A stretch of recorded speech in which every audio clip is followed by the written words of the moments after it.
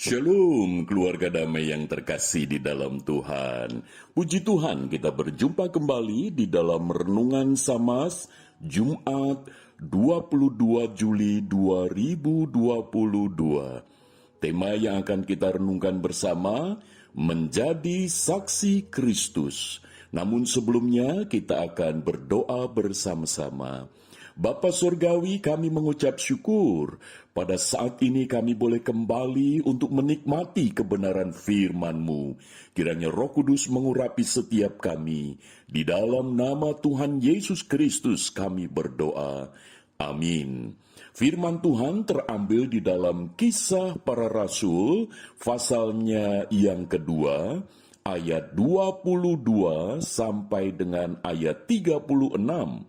Namun saya akan membacakan sebagai dasar perenungan kita, yaitu terambil di dalam ayat 32 saja.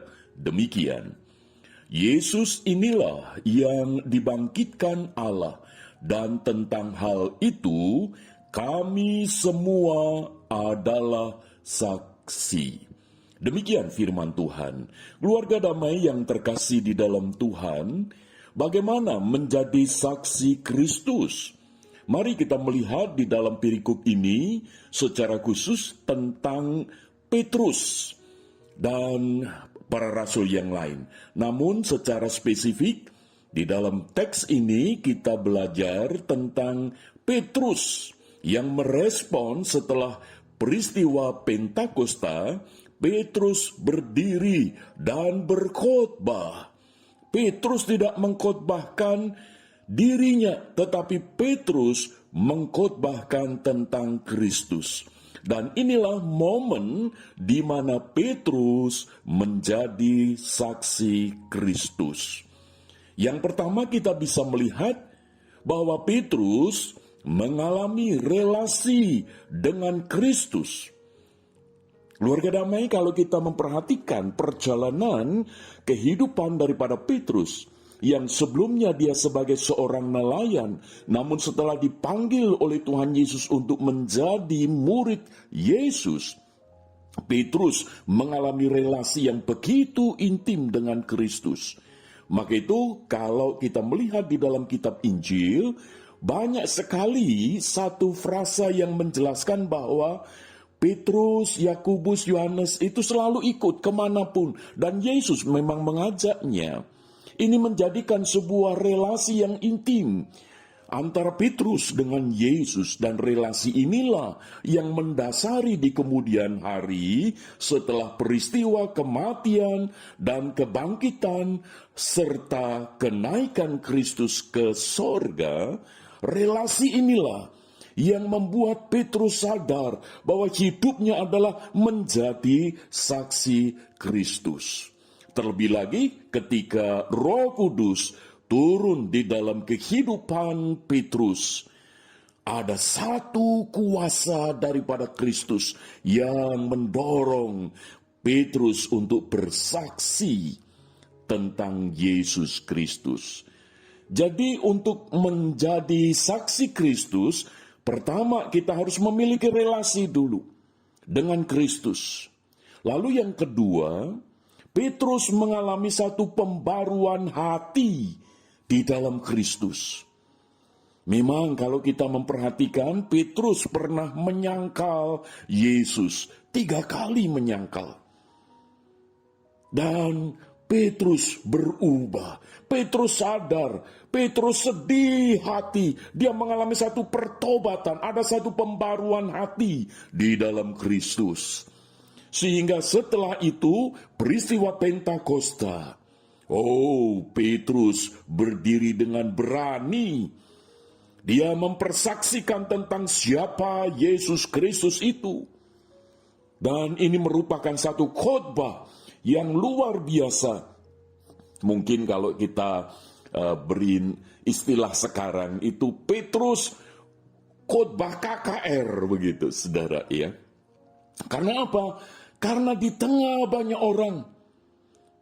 Sehingga ketika banyak orang itu mendengar khotbah daripada Petrus, mereka bisa melihat perubahan, pembaruan hati daripada Petrus yang dulu menyangkal, sekarang menjadi saksi Kristus. Itu menjadi satu bagian ketika menjadi seorang saksi Kristus. Itu mengalami pembaruan hati, sebagaimana hati Kristus yang mengasihi jiwa-jiwa. Keluarga damai, untuk menjadi saksi Kristus yang ketiga adalah mengalami perubahan atau pembaruan tujuan hidup di dalam Kristus. Petrus menjadi satu contoh bahwa dia bukan sebagai seorang tokoh agama, yaitu agama Kristen, karena dia memberitakan, menceritakan tentang Kristus, bukan. Petrus tidak sedang menyebarkan agama, karena memang bukan tujuannya. Tetapi yang menjadi tujuan hidup daripada Petrus adalah menjadi saksi. Maka itu di dalam ayat 32 tadi jelas di sana, Yesus inilah yang dibangkitkan Allah, dan tentang hal itu kami semua adalah saksi. Dengan kata lain, Petrus ingin menegaskan, ini loh, aku Petrus adalah saksi daripada Kristus. Kristus yang telah mati, namun bangkit dan naik ke sorga. Aku adalah saksi. Menarik sekali, di dalam bahasa aslinya, itu dipakai kata martus. Dari kata ini, lalu muncul istilah kata martir, yaitu mati bagi Kristus. Dan memang itu yang terjadi. Tujuan hidup daripada Petrus bukan lagi memperkaya diri sendiri, bukan lagi supaya dirinya terkenal, dirinya hebat, bukan. Tetapi Kristus yang disaksikan itu menjadi berkat bagi banyak orang, sehingga jiwa-jiwa itu boleh bertobat. Dan betul, kita bisa melihat di dalam ayat-ayat berikutnya, ketika mereka, orang banyak itu mendengar khotbah Petrus tentang Yesus, mereka bertobat. Jumlahnya sangat spektakuler, yaitu 3.000 orang, bisa lebih, yang menjadi percaya dan minta dibaptiskan. Dan itu menjadi jemaat mula-mula. Keluarga damai, untuk menjadi saksi Kristus, mengalami relasi dengan Kristus, mengalami pembaruan hati di dalam Kristus, dan mengalami perubahan atau pembaruan tujuan hidup di dalam Kristus, yaitu mati bagi Kristus. Dan itu yang terjadi di dalam diri Petrus. Karena menurut catatan sejarah gereja, Petrus mati dengan cara disalib dan kepalanya di bawah. Petrus menggenapkan bahwa sungguh dia menjadi saksi Kristus. Bagaimana dengan kehidupan kita pada saat ini? Keluarga damai, biarlah kita sebagai orang Kristen, bukan karena agama Kristen, bukan karena anggota gereja, tetapi karena kita adalah orang-orang yang telah memiliki relasi dengan Kristus. Kita mengalami pembaruan hati kita di dalam Kristus, dan kita mengalami pembaruan tujuan hidup kita di dalam Kristus. Mari kita berdoa. Bapa Surgawi, tolonglah kami, supaya kami menjadi orang Kristen bukan karena agama Kristen, bukan karena kami anggota gereja, bukan karena kami dari keluarga Kristen, tetapi secara pribadi kami mau menjadi saksi Kristus. Maka itu tolong pakai kami ya Bapa, supaya melalui hidup kami banyak jiwa dimenangkan bagi Tuhan. Di dalam nama Tuhan Yesus kami berdoa. Amin. Keluarga damai, Tuhan Yesus memberkati. Amin.